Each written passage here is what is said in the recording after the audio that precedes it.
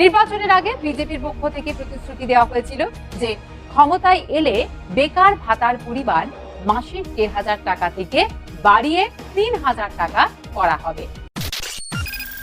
আজ আমরা ডিকোড করব এমন একটা বিষয় যেটা শুনলে হয়তো মনে হতে পারে নিছকই একটা অর্থনৈতিক সাহায্য, কিন্তু আসলে এই নির্দিষ্ট বেকারত্ব ভাতা প্রকল্পগুলো নির্বাচনী প্রচারণার এক অত্যন্ত সুপরিকল্পিত হাতিয়ার। পশ্চিমবঙ্গে যুব সমাজকে টার্গেট করে এই ওয়েলফেয়ার বা কল্যাণমূলক স্কিমগুলো ঠিক কীভাবে কাজ করছে তার পেছনের পলিটিক্স এবং লেজিটিমেসি, এই পুরো ব্যাপারটা আজ আমরা খুব সহজভাবে বুঝব। আজকের এই পুরো আলোচনার কাঠামোটা মূলত ৫টা ভাগে ভাগ করেছি আমরা। প্রথমে বেকারত্ব সংকট, এরপর বিভিন্ন কল্যাণমূলক প্রকল্পের মধ্যে প্রতিযোগিতা, নির্বাচনী কৌশল, রাজনৈতিক বৈধতা তৈরি এবং সবশেষে ভাতা বনাম আসল কর্মসংস্থান সৃষ্টি। চলুন এক এক করে দেখে নিই। তো ১ নম্বর বিভাগ, দি আনএমপ্লয়মেন্ট ক্রাইসিস বা বেকারত্ব সংকট। পলিসিগুলো বোঝার আগে গ্রাউন্ড রিয়ালিটি বোঝাটা কিন্তু ভীষণ জরুরি। গ্রাউন্ড রিয়ালিটি আসলে কতটা কঠিন সেটা এই একটা স্টেটমেন্ট থেকেই বেশ পরিষ্কার হয়ে যায়। ভাবুন একবার, একজন ইঞ্জিনিয়ার হয়েও কেউ ইউপিএসসির মতো কঠিন পরীক্ষার প্রস্তুতি নিচ্ছেন আর সামান্য মাসিক ভাতার জন্য লাইনে দাঁড়াচ্ছেন। অত্যন্ত কোয়ালিফাইড গ্র্যাজুয়েট যেমন ইঞ্জিনিয়ার, বিকম বা সিএমএ ফাইনালিস্টরাও শুধু দৈনন্দিন খরচ চালানোর জন্য এই আর্থিক সহায়তার অপেক্ষা করছেন। এটা সত্যিই ভাবায়। আর এই ডেটাটা শুনলে হয়তো আপনি চমকে যাবেন। খাতায় কলমে অফিশিয়াল আনএমপ্লয়মেন্ট রেট হয়তো 3.6% দেখানো হচ্ছে, কিন্তু বাস্তব চিত্রটা হলো প্রায় 33% ভোটার মনে করেন কর্মসংস্থানের অভাবই এই মুহূর্তে সবচেয়ে বড় সমস্যা। মানে অফিশিয়াল ডেটা আর সাধারণ মানুষের রোজকার স্ট্রাগলের মধ্যে একটা বিস্তর ফারাক রয়েছে। সরকারি বা বেসরকারি দুই খাতেই ভালো কাজের চরম অভাব। আর এর রেজাল্ট কি হচ্ছে? শিক্ষিত যুবকরা দিনের পর দিন সরকারি চাকরির পরীক্ষার প্রস্তুতি নিতে গিয়ে একটা প্রচণ্ড ব্যয়বহুল আর অন্তহীন চক্রে আটকে পড়ছেন। এই যে তীব্র অর্থনৈতিক অনিশ্চয়তা, এটাই তৈরি করছে এমন একটা বিশাল ডেমোগ্রাফি যারা যে কোনো ধরনের স্বল্পমেয়াদী আর্থিক স্থিতিশীলতার জন্য মরিয়া। এবার জামা যাক ২ নম্বর বিভাগে, কম্পিটিং ওয়েলফেয়ার স্কিমস বা প্রতিযোগিতামূলক কল্যাণমূলক প্রকল্প। পলিটিক্যাল পার্টিগুলো কিভাবে এই নির্দিষ্ট ডেমোগ্রাফিকে টার্গেট করে স্কিম বানাচ্ছে, চলুন সেটা একটু দেখি। এখানে একটা বেশ ইন্টারেস্টিং শিফট বা পরিবর্তন লক্ষ্য করা যায়। আগের ২০১৩ সালের যুবশ্রী প্রকল্পটা ছিল মূলত ওয়েটলিস্ট ভিত্তিক আর স্কিল বিল্ডিংয়ের সাথে যুক্ত, একটু ধীর গতির বলা চলে। কিন্তু নতুন বাংলার যুবসাথী প্রজেক্টে ফোকাসটা একদম বদলে গেছে।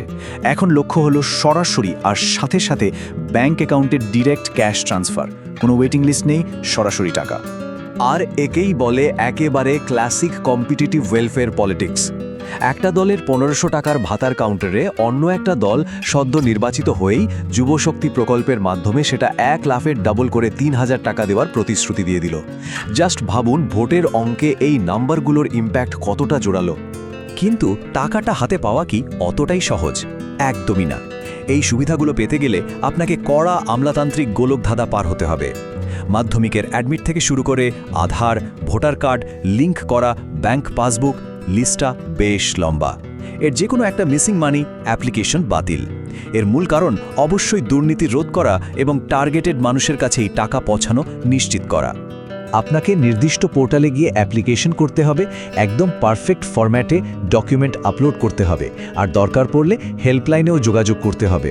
এই পুরো সিস্টেমটা এভাবেই ডিজাইন করা যাতে নাগরিকদের একদম সরাসরি রাষ্ট্রের প্ল্যাটফর্মগুলোর সাথে এঙ্গেজড হতে হয়।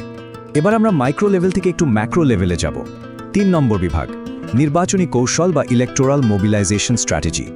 চলুন এর পেছনের ডিপার পলিটিক্যাল সায়েন্সটা বোঝার চেষ্টা করি। International journal of political science and গভর্নেন্সের এই রিসার্চ পেপারটা একটা দারুণ দিক তুলে ধরেছে। এই যে এত সব স্কিম, এগুলো কিন্তু র্যান্ডমলি আসে না। এগুলো খুব যত্ন করে প্ল্যান করা হয়, একদম পারফেক্ট টাইমিংয়ে লঞ্চ করা হয়, যাতে যুব সমাজের ভোট নিজেদের দিকে টানা যায়। সোশ্যাল প্রোটেকশন আর পলিটিক্স এখানে এসে মিলেমিশে একাকার হয়ে যায়। রাষ্ট্রবিজ্ঞানের ভাষায় এই যে পুরো কৌশলটা, একে বলা হয় ক্লায়েন্টেলিজম বা মক্কেলতন্ত্র। ব্যাপারটা কি? খুব সিম্পল। রাজনৈতিক দলগুলো নির্দিষ্ট কিছু মানুষকে টার্গেট করে, যেমন এক্ষেত্রে শিক্ষিত বেকার যুবক, এবং তাদের জন্য ওয়েলফেয়ার প্রোগ্রাম নিয়ে আসে। উদ্দেশ্য হলো এই সুবিধাভোগীদের দিয়ে নিজেদের জন্য একটা শক্ত সমর্থক গোষ্ঠী বা ভোট ব্যাংক তৈরি করা।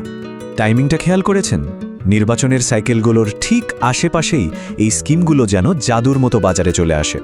তখন আর এগুলো শুধুই সোশ্যাল সাপোর্ট থাকে না, এগুলো পুরো দস্তুর একটা ইলেকটোরাল টুল বা নির্বাচনী হাতিয়ারে পরিণত হয়।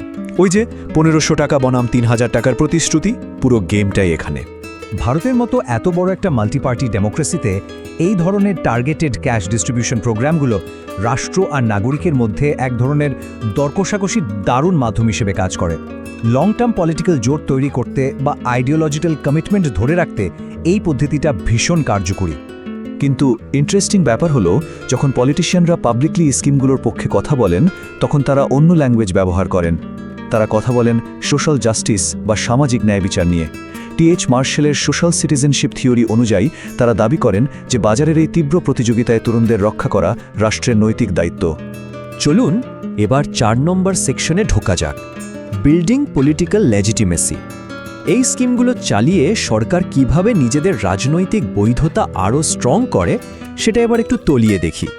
সমাজবিজ্ঞানী ম্যাক্স ওয়েবারের লিগ্যাল র্যাশনাল লেজিটিমেসি তত্ত্বটা এখানে একেবারে পারফেক্টলি ফিট করে।